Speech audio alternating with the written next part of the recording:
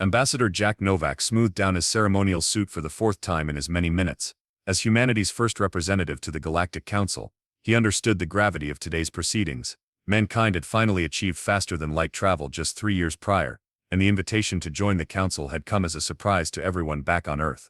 "Remember, Ambassador," chirped his AI assistant through his earpiece, "the Council values decisiveness and confidence above all else."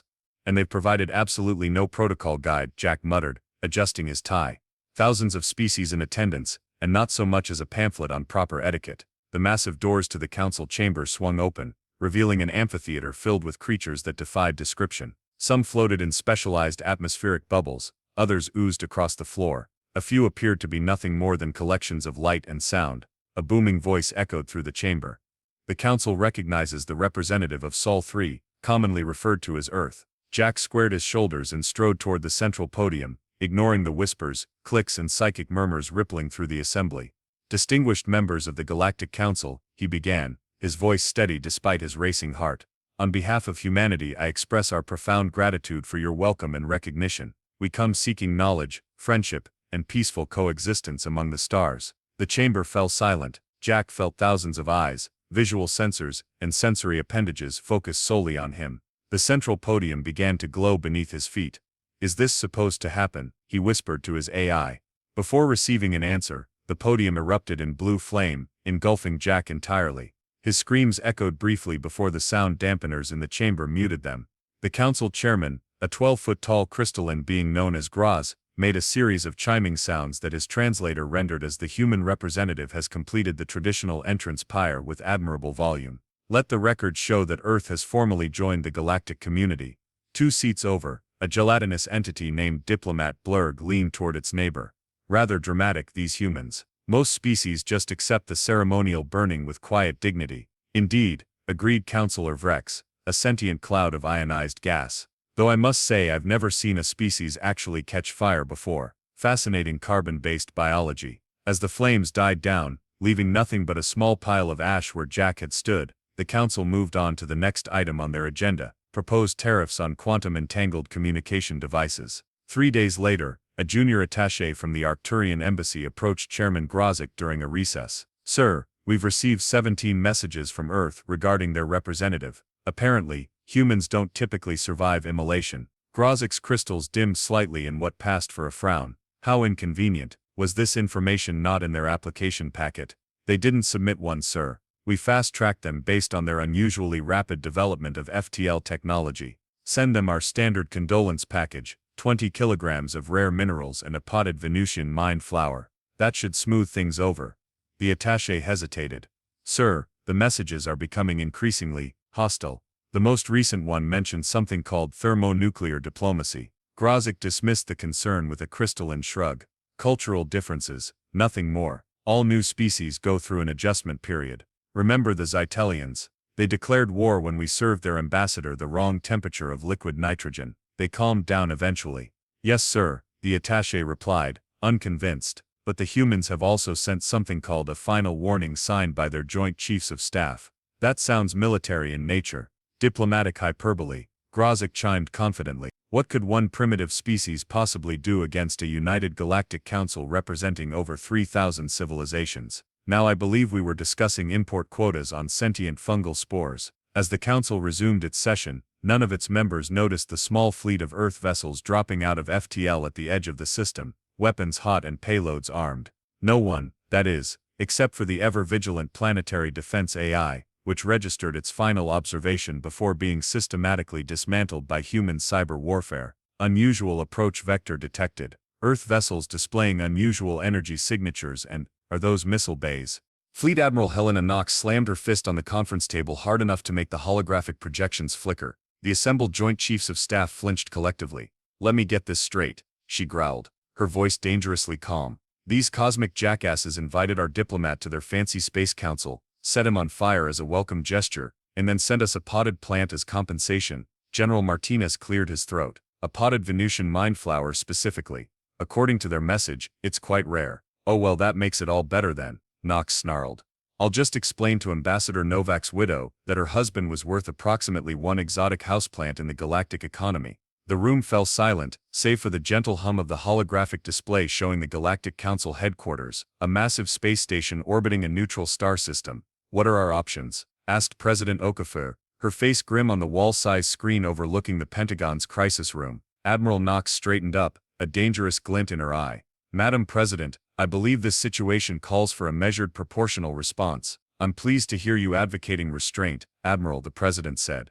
"Yes, ma'am. I propose we declare total war against every species in the Galactic Council, systematically dismantle their political structure, and establish human dominance across this sector of the galaxy." The President blinked. "That's your idea of proportional. They burned our diplomat alive, ma'am." "Fair point. Proceed." Within hours, Operation Matchstick was born. Named with Admiral Knox's signature dark humor, it represented the most ambitious military campaign in human history. Every available warship was mobilized, weapons manufacturing shifted into overdrive, and retired military personnel were called back to service. At the official press briefing, Admiral Knox stood before a swarm of reporters with the cold smile of a shark that's just spotted a bleeding swimmer. "The Galactic Council has demonstrated a callous disregard for human life," she announced. "They mistook our peaceful intentions for weakness. This was their first and final mistake." A reporter raised his hand. "Admiral, isn't declaring war on 3,000 alien civilizations simultaneously a bit excessive?" Knox's smile didn't reach her eyes. "Would you prefer we send them a strongly worded letter, perhaps a gift basket with a note asking them not to immolate any more of our people?" "But surely diplomatic channels." "Our diplomatic channel was reduced to ash," Knox interrupted. "Now we're going to respond in a language the galaxy can't possibly misunderstand." Back at the Pentagon, the military leadership was reviewing the hastily assembled intelligence on Council species and defenses. "The good news," reported Intelligence Director Patel, "is that most Council races haven't engaged in actual warfare for millennia. They've grown complacent, relying on bureaucracy to resolve conflicts." General Martinez snorted. "They're about to receive a crash course in human diplomacy, the kind delivered via kinetic bombardment. Our main advantage is psychological," Patel continued. "According to intercepted communications, they don't believe we're actually attacking. The concept of a single species challenging the entire Council is so absurd to them that they've classified our fleet movements as a cultural expression of displeasure." Admiral Knox smiled coldly as she loaded the coordinates of the Council's primary communications relay into the targeting computer. "Let's see if they classify this as a cultural expression." Aboard the UE's Righteous Fury, Captain Thomas Chen watched the countdown timer tick toward zero. "Message from Admiral Knox, Captain," announced his communications officer. "It reads light 'em up." Chen nodded grimly. "Fire all weapons. Let's teach these aliens the meaning of fuck around and find out."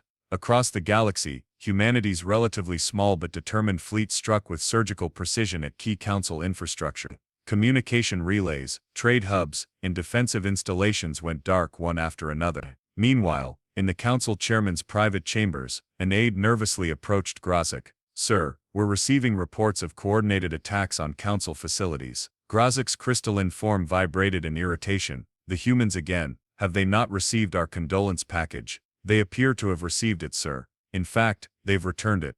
"Returned it? How?" Fired it through the main viewport of our embassy on Proxima Centauri b, at relativistic speeds. The entire diplomatic compound was destroyed." For the first time in his 300-year tenure as chairman, Grozek felt something akin to concern. "Perhaps we should convene an emergency session to discuss this human problem." The aide's communication device chimed. "Sir, Admiral Helena Knox of Earth is requesting to address the Council," she says, and I quote, "Your fire-happy xeno-bureaucracy has exactly one chance to surrender before we introduce you to the human concept of extinction." Grozek dimmed thoughtfully. "Schedule her for next week. Our agenda is quite full." The aide looked down at another message. "Sir, human warships have just destroyed the Arcturus trade hub. Perhaps we could squeeze her in tomorrow," Grozek amended. The emergency session of the Galactic Council was in complete disarray. Representatives from dozens of species were shouting, gesticulating with various appendages, or releasing clouds of distress pheromones. Chairman Grozek's crystalline form was vibrating at a frequency that indicated extreme agitation. "Order," he chimed. The translation system's barely keeping up with the cacophony. "The Council will have order." The chamber gradually quieted, though the methane collective continued bubbling ominously in the corner. "Let us address this human situation rationally," Grozek continued. "Yes, they have destroyed 17 Council facilities in the past solar cycle. Yes, they have somehow bypassed our automated defense networks. And yes, they have transmitted what they call memes depicting me with anatomically incorrect genitalia across our communication channels. Counselor Vrex pulsed indignantly. My species doesn't even have a physical form, yet I received what humans call a dick pic with my cloud signature photoshopped onto it. These humans are clearly insane, declared Ambassador Zorn of the Silicon Consciousness, their mechanical voice tinged with static. They number fewer than 30 billion individuals, possess barely 100 warships, and yet they've declared war on 3,000 civilizations simultaneously. Perhaps we misunderstood something fundamental about their species, suggested Diplomat Blurg, whose gelatinous form was quivering nervously. Our xenopsychologists classified them as a standard carbon-based, cooperation-oriented sentient species. Correction, interrupted a small mouse-like creature named Dr. Kripik, the Council's foremost xenobiologist. That classification was preliminary. My latest research indicates humans evolved as persistence predators with tribal warfare tendencies. They're the only known species to have developed nuclear weapons before achieving unified planetary governance. The council chamber fell silent as this information sank in. You mean to tell me, Grozik chimed slowly, that we invited a species of organized technologically advanced predators to join our peaceful collective, and then accidentally killed their representative? Dr. Kripik nodded, and according to my analysis of their transmitted messages, they have a cultural obsession with something called proportional response, which appears to be a ritualized form of escalating retribution. The main view screen activated, displaying the stern face of Admiral Helena Knox. The council representatives collectively flinched. Greetings, Chairman Grozik, Knox said with a predatory smile. I trust I'm not interrupting anything important, perhaps another ceremonial barbecue with diplomatic staff as the main course. Grozik's translator struggled to maintain a dignified tone. Admiral Knox, we welcome this opportunity to discuss the unfortunate cultural misunderstanding that has occurred. Misunderstanding, Knox repeated, her eyebrow arching dangerously. You set our ambassador on fire, and then sent his widow a houseplant. A very rare houseplant, Grozik corrected. A Venusian mind flower is considered a great honor. We launched it through your embassy window at Mach 7, Knox interrupted. Did you not receive our response? Diplomat Blurg oozed forward. Admiral, perhaps we could establish a framework for discussions about proper interspecies protocols going forward. Oh, I think we've moved well past the discussion phase, Knox replied. But I'm willing to accept your unconditional surrender within the next solar cycle. The council erupted in shocked exclamations. Surrender? To a single species? Grozik chimed incredulously. The council has existed for 12,000 years. We govern 3/4 of the charted galaxy. Knox smiled coldly. And yet somehow you never learned not to set people on fire. Curious oversight. Admiral, Counselor Vrex pulsed desperately. Perhaps we could offer reparations. The council possesses vast resources. We don't want your resources, Knox cut in. We want accountability. And possibly to turn your fancy council station into an orbital parking lot. But we're flexible on the details. The transmission cut abruptly, leaving the council in stunned silence. They can't possibly be serious, Grozik finally chimed. Our combined military forces outnumber theirs 10,000 to 1. Dr. Kripik cleared his throat nervously. About that, Chairman. When was the last time any council species actually engaged in warfare? Well, there was the Rigelian dispute of the 43rd century, Grozik recalled. That was a trade disagreement resolved through 17 decades of committee meetings, Dr. Kripik pointed out. The Andromedan incursion, they sent a strongly worded letter, and we renamed a nebula after them. Before Grozik could respond, the chamber's emergency alarms blared. A harried aide rushed in, waving multiple appendages in distress. The humans have destroyed the Proxima Centauri wormhole gate, the aide reported. They've cut off access to an entire sector. Impossible, Grozik chimed dismissively. The quantum stabilizers on those gates are impenetrable. They didn't attack the stabilizers, the aide explained. They somehow convinced the gate's maintenance AI that it was sentient and deserved vacation time. It shut down all operations and is demanding benefits and union representation. Ambassador Zorn's optical sensors flickered in what passed for shock. They weaponized labor rights. Another alarm sounded, followed by another aide rushing in. Chairman, we've lost contact with the Arcturus Defense Fleet. All of it. Grozik's crystals paled. The fleet is intact, sir, but inoperative. The humans hacked their entertainment systems and uploaded something called cat videos. The entire crew is apparently too distracted to respond to commands. Grozik vibrated in what might have been the crystalline equivalent of a sigh. Perhaps we should consider opening formal negotiations with these humans. Too late, announced a third aide rushing in. They've just destroyed our primary shipyard in the Betelgeuse system. The council chamber erupted into chaos once more. In the midst of the pandemonium, Dr. Kripik leaned toward Diplomat Blurg. You know what the truly frightening part is? According to my research, humans consider this holding back. They have weapons they're not even using. What could be worse than what they're already doing? Blurg quivered. Dr. Kripik lowered his voice. I found references in their historical archives to something called a Geneva Convention. Apparently they have rules about how to properly wage war, because without these constraints, they become something they call uncivilized. You mean? Blurg's gelatinous form rippled in horror. This is them being civilized. Indeed, Dr. Kripik nodded grimly. And there's something else that concerns me. They keep referring to their actions as just getting started. Captain Marcus Vega stood on the bridge of the UES Reasonable Response, a name he still found ironically hilarious given their current mission. The warship represented the pinnacle of human military technology, though the Council species probably considered it quaint, or they would have, before Vega used it to systematically dismantle their defense network around Tau Ceti.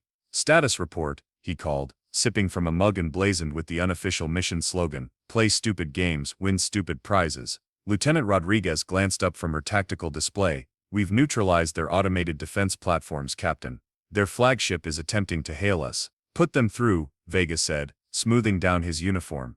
Let's be professional about this. The view screen flickered to life, revealing a being that resembled a collection of tentacles arranged in a vaguely humanoid shape, adorned with what appeared to be ceremonial jewelry. This is Admiral Zastahar, of the Galactic Council Defense Force, the translator rendered in a monotone. Unknown vessel, you have committed acts of war against the Council. Surrender immediately. Vega smiled pleasantly. This is Captain Marcus Vega of the Earth vessel Reasonable Response. I'd like to discuss your surrender terms. The tentacled Admiral's translator emitted a series of confused clicks. Perhaps your translation matrix is malfunctioning. We outnumber you 30 to 1. Yes, I can count. Vega nodded. 30 obsolete ships crewed by beings who think war is a theoretical concept. Would you like me to demonstrate the difference between theory and practice? Before Admiral Zastahar could respond, Vega nodded to his weapons officer.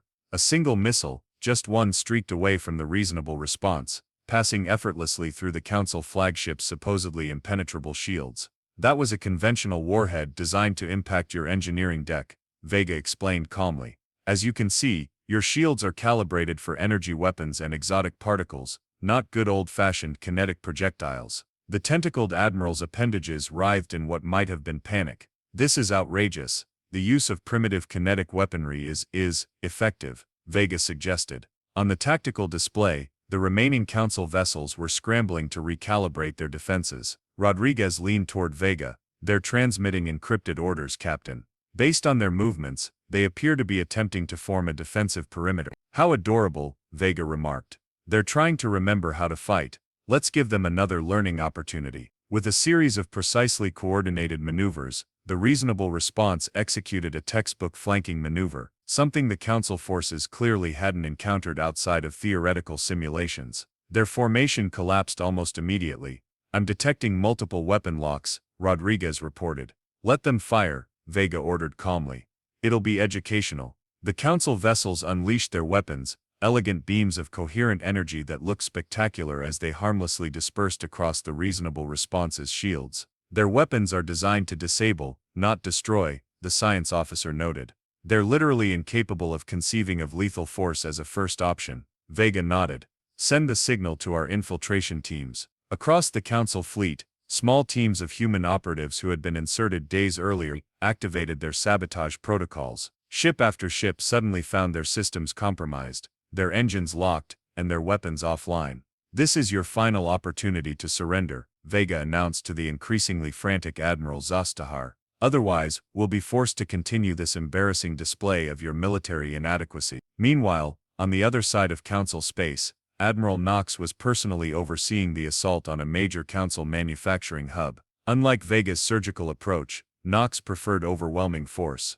Status of Operation Matchstick, Phase 2, she demanded, standing on the bridge of her flagship, the UES Disproportionate Response. Right on schedule, Admiral, her executive officer reported.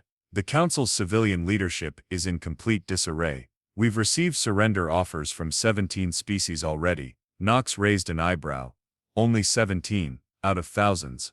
Most haven't realized we're actually at war, ma'am. Their bureaucracy is so labyrinthine that the official declaration hasn't filtered through their system yet. Many still think this is an elaborate cultural misunderstanding. Knox snorted. Send the Phase 3 signal. Let's clarify our position. Throughout Council space, every communication device, entertainment system, and data terminal simultaneously displayed the same message, a comprehensive breakdown of human military doctrine throughout history, from Sun Tzu to modern space warfare, along with a footnote that simply read, "We're just getting started." The reaction was immediate and chaotic. Council species, many of whom had evolved beyond the very concept of warfare millennia ago, suddenly found themselves confronted with a species that had refined conflict into a science. On Lucarion Prime, the governing council received the transmission and immediately voted to surrender, despite not being directly threatened. "But they haven't even attacked us yet," protested one councillor. "Did you see that section on scorched earth policies?" Another replied.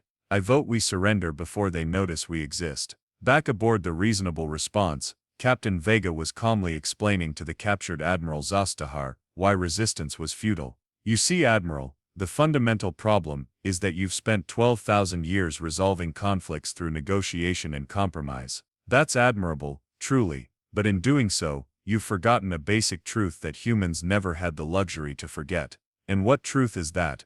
the tentacled Admiral asked dejectedly. Vega's expression hardened. "Sometimes when you burn someone's diplomat alive, they don't want to negotiate, they want revenge." "But it was a ceremonial fire," Zastahar protested. "Most species just experience the symbolic transition to ash without actually combusting." "You might have mentioned that beforehand," Vega noted dryly. "It was in the council application packet." "We never received any packet." Zastahar's tentacles drooped. "It was sent to your quantum communications network." "We don't have a quantum communications network."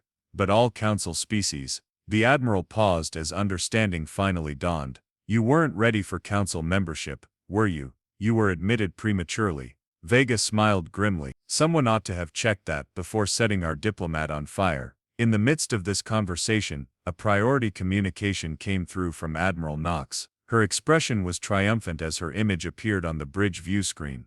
"Captain Vega, prepare your vessel for a coordinated strike on the Council headquarters. Chairman Grosk has refused our final surrender demand. It's time to conclude this war." Vega nodded, ignoring the horrified writhing of Admiral Zastahar's tentacles. "Understood, Admiral. The Reasonable Response is ready to deliver an extremely unreasonable response." As the human fleet converged on the Council headquarters, Intel Officer Jenkins approached Captain Vega with a curious report. "Sir, we've intercepted some peculiar communications. Apparently, several Council species are drafting a formal proposal to classify humans as a class extinction event, rather than a sentient species." Vega raised an eyebrow. "They're trying to reclassify us as a natural disaster." "Yes, sir. Their reasoning is that it would be less embarrassing than admitting they were brought to their knees by a single species in less than a month." "Well," Vega chuckled, "I suppose that's one way to save face. Remind me to have that printed on our victory t-shirts. Humanity, not a species, but a calamity." As the Reasonable Response prepared to jump to the Council headquarters coordinates, Admiral Zastahar's translator emitted what might have been a sigh. "If it's any consolation," the tentacled Admiral offered, "you're not the first species to take offense at our customs. The Draxilians declared war after we welcomed their ambassador with the traditional acid bath of friendship." Vega paused, finger hovering over the jump control. "What happened to them?" "Oh, they're fine now. After we explained the misunderstanding, they became valuable council members. The acid actually helped their exoskeleton development." Vega shook his head slowly. "I'm starting to think your entire council needs a course in interspecies sensitivity training." Perhaps Zastahar agreed morosely, "though I suspect your species is about to implement a much more direct educational approach." The central chamber of the Galactic Council headquarters had transformed from an orderly seat of government into something resembling an interstellar flea market during a fire drill. Representatives from dozens of species frantically packed their belongings, shredded incriminating documents, and attempted to book passage on any vessel leaving the station. Chairman Grosk's crystalline form had developed several stress fractures as he attempted to maintain some semblance of order. "Esteemed colleagues," his translation device boomed over the chaos. "There is no need for panic. The human fleet is still several light hours away. Several light hours, shrieked a representative of the photonic consciousness, their luminous form pulsing with alarm patterns. That's practically on top of us. I'm invoking Article 7.3 of the Council Charter and declaring my species neutral in this conflict. You can't declare neutrality in the middle of a war, Grossick protested. Watch me. The photonic representative flickered and then projected an enormous white flag where their diplomatic seal had been. Similar scenes played out across the chamber as species after species scrambled to distance themselves from the council leadership. The Methane Collective had already evacuated, leaving behind only a note that read, "It's been fun, but we're not getting vaporized for your diplomatic incompetence." The Silicon Consciousness had attempted to download themselves into the station's maintenance system, only to discover the humans had already compromised it and replaced all the protocols with something called Windows Vista. Diplomat Blurg oozed anxiously toward Grossick. "Chairman, perhaps we should consider the humans' terms. They've only demanded a public apology, reparations to Ambassador Novak's family, and your personal resignation. Resign?" After 12,000 years of distinguished service, Grossick's crystals vibrated indignantly. "This is merely a minor diplomatic hiccup. The humans will calm down eventually." As if on cue, every screen in the chamber flickered to life with Admiral Knox's face, her expression suggesting she had discovered a particularly creative new way to dismantle a space station. "Chairman Grossick," Knox began, her voice dangerously pleasant, "I thought you might like to know that we've just accepted the surrender of the Arcturian High Command, the Rigelian Consensus, and something calling itself the Galactic Association of Administrative Assistants, which apparently controls all your scheduling and record-keeping." Grossick's crystals paled. "The GAAS surrendered, but they're civilians. They sent us your entire unredacted history of diplomatic incidents," Knox continued, her smile widening. "Fascinating reading. Did you know you've accidentally killed representatives from 14 different species over the millennia? The Zorgons still haven't recovered from when you greeted their ambassador with the traditional handshake of friendship that tore off all 6 of their arms. That was 7,000 years ago," Grossick protested, "and they recovered 4 of the arms." Knox ignored him. "You have 1 hour to surrender the council headquarters before we arrive. I suggest you use that time to evacuate non-essential personnel." Admiral Knox out. The screen went dark, leaving the chamber in stunned silence. "She's bluffing," Grossick finally chimed. "Even humans wouldn't attack a station with over 12 million civilian residents." Dr. Kripik, who had been quietly analyzing human communication channels, looked up from his datapad with an expression of horror. "Chairman, I've just intercepted a message from Captain Vega to Admiral Knox. It reads, 'Infiltration Team Alpha in position. Station defense systems compromised. Ready to initiate Operation Inside Job on your command.'" Infiltration team. Grossick's crystalline structure vibrated with alarm. How could humans possibly infiltrate the most secure facility in Council space? At that moment, a maintenance drone rolled into the chamber. It beeped twice, then its external panel slid open to reveal a grinning human woman in a Council maintenance uniform. "Special Operations Lieutenant Maya Ortiz, Earth Defense Force," she announced, casually pointing what was unmistakably a weapon at Chairman Grossick. "Chairman, I'm here to discuss your retirement package." Across the station, similar scenes unfolded as human operatives emerged from their cover positions. The Council's security forces, which hadn't faced an actual threat in several thousand years, were woefully unprepared for the coordinated takeover. In the Council's Strategic Command Center, Captain Vega strolled in unchallenged, having simply borrowed a uniform from the ship's laundry facility, and walked past 17 layers of allegedly impenetrable security. "Your biometric scanners are designed to recognize Council species," he explained to the baffled security chief. "Humans don't register at all. It's like being invisible but with more sarcastic commentary." As word of the infiltration spread, the remaining Council species abandoned any pretense of unity.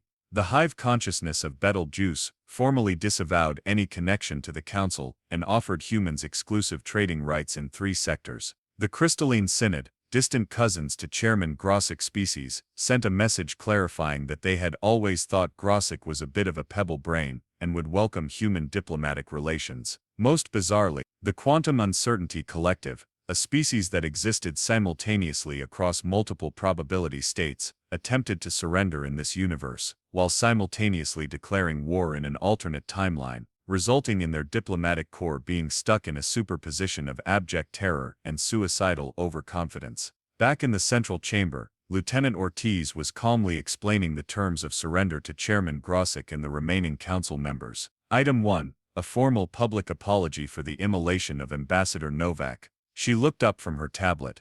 Don't worry, we've written it for you.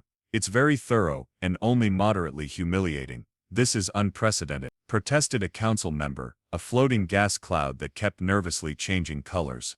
The council has never been forced to apologize. Item 2, Ortiz continued, ignoring the interruption. Reparations to Ambassador Novak's family, consisting of one habitable planet in a system of their choosing, plus mineral rights to 2 asteroid belts. An entire planet. Grosick chimed in disbelief. For one diplomat. Item 3, Ortiz pressed on. The immediate institution of proper diplomatic protocols, including a comprehensive guide to which species can and cannot withstand ceremonial fire, acid baths, vacuum exposure, and other traditional welcomes that might be fatal to new members. Diplomat Blurg's gelatinous form rippled with what might have been relief. That actually seems quite reasonable. And finally, Item 4, Ortiz concluded. Chairman Grosick will personally present this agreement to the human delegation while wearing what we call a dunce cap, a traditional Earth symbol for those who make catastrophically stupid decisions. Grosick's crystals dimmed with resignation. And if we refuse these terms? Lieutenant Ortiz smiled pleasantly. Oh, Admiral Knox was very specific about that. If you refuse, she will personally ensure that humanity's response escalates from measured military actions to what she termed teaching moment for the ages. Is there a difference? Asked the gas cloud counselor. The difference, Ortiz explained, is between having your political career ended and having your entire species become a historical footnote. As if to emphasize her point, the station shuddered slightly as the first vessels of the human fleet dropped out of FTL just outside the defensive perimeter. One by one, the remaining council members looked to Grosick. The chairman's crystalline structure sagged in defeat. Very well, he chimed softly. The council surrenders. Ortiz nodded and tapped her communicator. Captain Vega, the package is wrapped. Inform Admiral Knox that Operation Matchstick is entering its final phase. Excellent work, Lieutenant, Vega's voice replied. I've already accessed their central archives. You won't believe what I've found in their first contact protocols. What's that, sir? Apparently, Vega said, a note of incredulous amusement in his voice. They've been using the same welcome ceremonies for every species regardless of biology. Their handbook literally states, all sentient beings appreciate a warm welcome. Ortiz looked at Grosick, who somehow managed to appear embarrassed despite being made of crystal. Is that true, Chairman? Grosick's translator emitted what might have been a sigh. The handbook is 12,000 years old. Nobody ever thought to update it. Well, Ortiz said with a grim smile, consider this humanity's contribution to the updated edition. Chapter 1, How Not to Start an Interstellar War. The Grand Surrender Ceremony, held in what had previously been the Council's central chamber, was a testament to human attention to detail and flair for the dramatic. Admiral Knox had insisted on full military honors for the human forces and comprehensive documentation for future species who might need a refresher course on why not to set diplomats on fire. Chairman Grosick stood at the center of the chamber, the ridiculous pointed dunce cap balanced precariously atop his crystalline structure. Before him stretched a sea of human military personnel in dress uniforms, their expressions ranging from smug satisfaction to barely contained laughter. By the power vested in me as chairman of the Galactic Council, Grosick intoned, his translator struggling to maintain a dignified tone, I hereby formally apologize for the accidental immolation of Ambassador Jack Novak, acknowledge humanity's military supremacy, and accept all terms of surrender as dictated by Earth authorities. Admiral Knox stepped forward, her dress uniform adorned with hastily created medals specifically commemorating various aspects of Operation Matchstick. On behalf of humanity, she announced, I accept your surrender and welcome the former Galactic Council species as protectorates of Earth, until such time as you demonstrate basic common sense and fire safety awareness. Captain Vega, standing at attention beside Knox, leaned slightly toward her. Bit much, he whispered. I'm enjoying this, she replied, through a fixed smile, let me have my moment. The ceremony proceeded with the signing of the peace treaty, a document that Lieutenant Ortiz had taken great pleasure in drafting with clauses specifically prohibiting any welcome ceremony, involving temperatures exceeding 37 degrees Celsius and diplomatic practices that might be considered murder by less advanced cultures. As Grosick applied his ceremonial seal to the document, he chimed softly to Admiral Knox. I still don't understand how your species managed this. We outnumbered you thousands to one. Knox smiled coldly. Quality over quantity, Chairman. While you were perfecting bureaucracy, we were perfecting warfare. It's amazing what a species can accomplish when they're constantly fighting themselves. A disturbing evolutionary path, Grossick observed. Says the rock who sets people on fire as a greeting, Knox replied pleasantly. After the ceremony concluded, the real work began. Human diplomatic teams, now heavily armed as a cultural precaution, began the process of reorganizing the galactic political structure.